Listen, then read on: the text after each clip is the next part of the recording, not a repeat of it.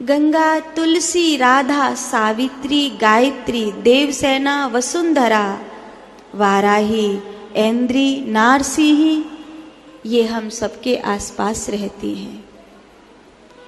ये किसी भी मनुष्य की निकटतम देवियां हैं जो उससे कभी दूर नहीं हो सकती।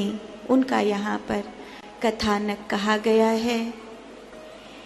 समस्त देवियों को जब धरती पर रहने की बारी आई तो श्री लक्ष्मी तुलसी के रूप में रहीं, सावित्री पातिव्रत धर्म के रूप में रहीं, गायत्री ब्राह्मण के मुख पर जो तेजस्विता होती है उसके रूप में रहती हैं, गंगा सरस्वती जल के रूप में रहती हैं, राधा प्रेम के रूप में रहती हैं, देवसेना संकल्प के रूप में रहती हैं, वसुंधरा आधार के रूप में रहती हैं, ऐन्द्री कल्पनाओं के रूप में रहती हैं। इस प्रकार ये देवियां मनुष्य के साथ रहती हैं। भगवान विष्णु ने कहा था कलयुग के 5000 वर्ष पूरे होने पर ये समस्त देवियां स्वतंत्र हो जाएंगी।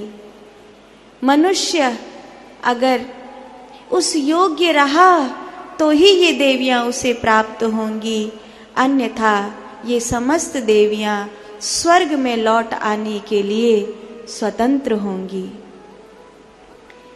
गीता को, गंगा को, गायत्री को, सरस्वती को, कालिंदी को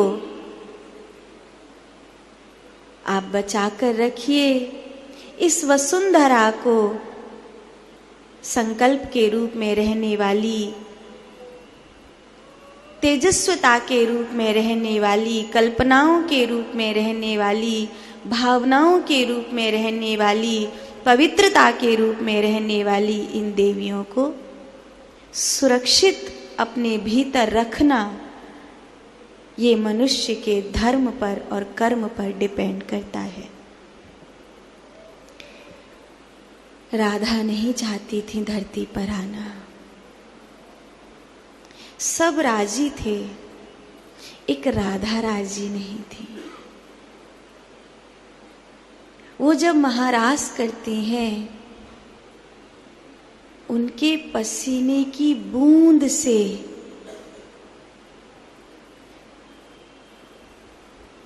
भगवान विष्णु का प्राकट्य होता है। एक ऐसी ऊर्जा जो ब्रह्मांड का संचालन करती है, वो ऊर्जा श्री राधा के महारास में उनके पसीने की बूंद से पैदा होती है। ब्रह्मांड का संचालन करने वाली इस ऊर्जा को प्रकट करने वाली राधा किसी रूप में बंधना नहीं चाहती। कालिंदी तो तुरंत ही तैयार हो गई, अगर भगवान धरती पर जा रहे हैं तो मैं अवश्य ही उनकी सेवा में रहूंगी। भोले से मुख वाली, सदा प्रसन्न रहने वाली, एक अबोध कन्या की तरह रहने वाली परम सुंदरा श्री राधा ने कालिंदी को नाराज होते हुए कहा, तू धरती पर श्यामा हो जाएगी, तेरा धरती पर ये रूप नहीं रहेगा जो यहां है, तू क्यों जा रही है? तो कालिंदी ने कहा, क्योंकि कृष्ण जा रहे हैं। राधा, क्या तू वहां नहीं रहना चाहती जहां कृष्ण रहते हैं? तो राधा कहती है, मैं तो कृष्ण में ही रहती हूं, तो मैं वहां कैसे जाऊं जहां कृष्ण जा रहे हैं? श्री दामा कहता है, राधे, यूं बार बार तुम्हारा हट करना कृष्ण को कितनी पीड़ा पहुंचाता है।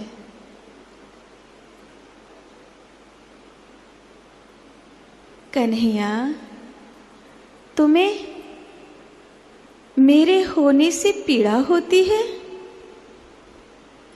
भगवान कृष्ण की आंखों में अश्रु भर आए।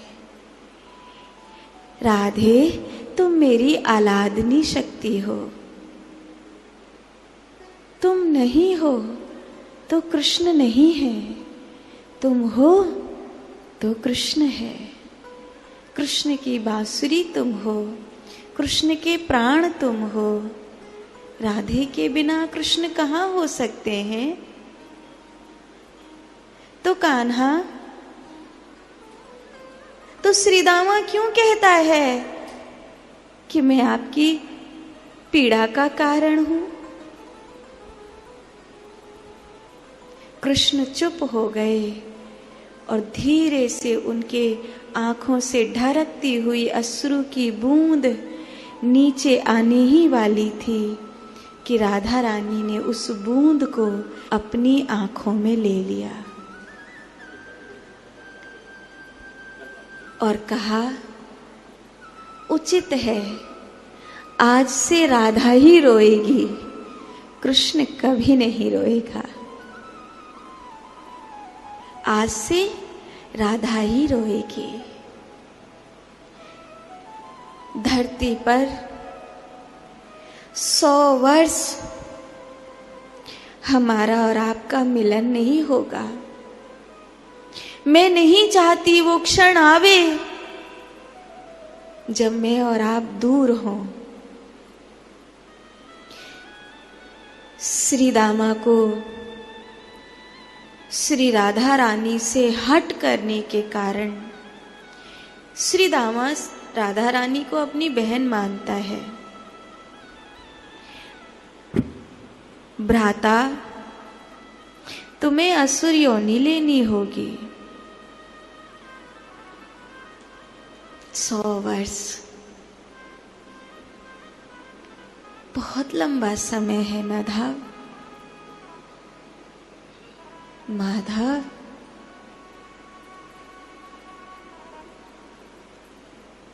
सौ वर्ष ये राधा प्रेम के रूप में धरती पर रहेगी। धीरे धीरे धरती पर सबने अपना अपना होना स्वीकार किया।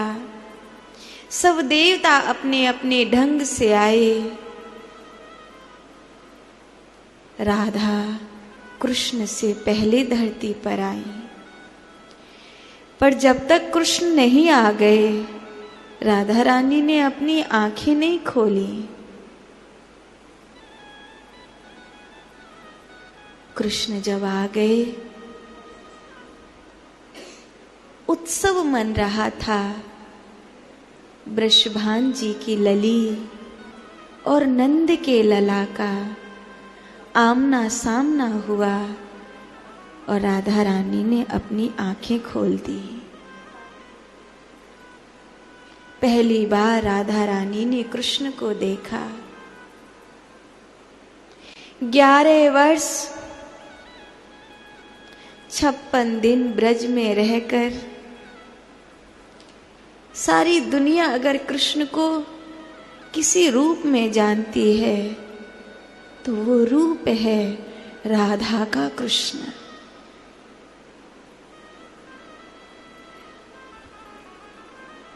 आंखों में अश्रु भरे हैं।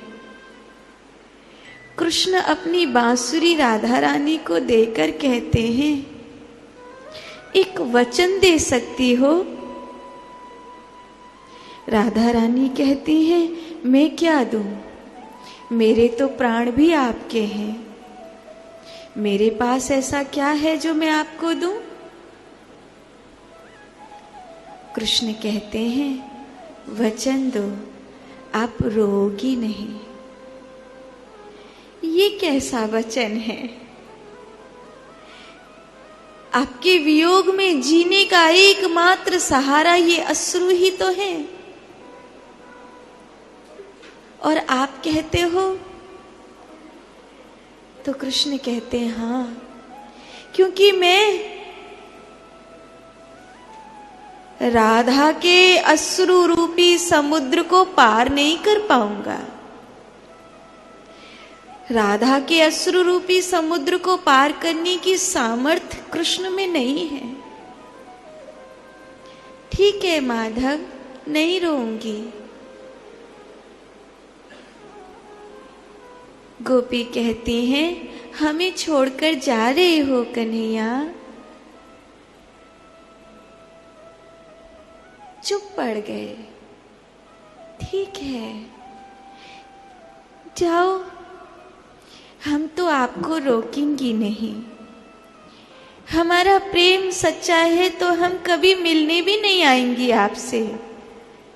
पर हमें इतना पता है कि तुम वृंदावन छोड़कर जा नहीं पाओगे। और कहते हैं आज भी कृष्ण वृंदावन में रहते हैं, कभी वो उसे छोड़कर जा नहीं सकते।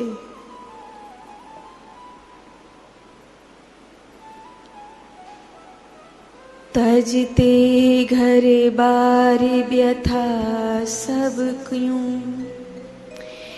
यदि मोहन तेरा इशारा न होता,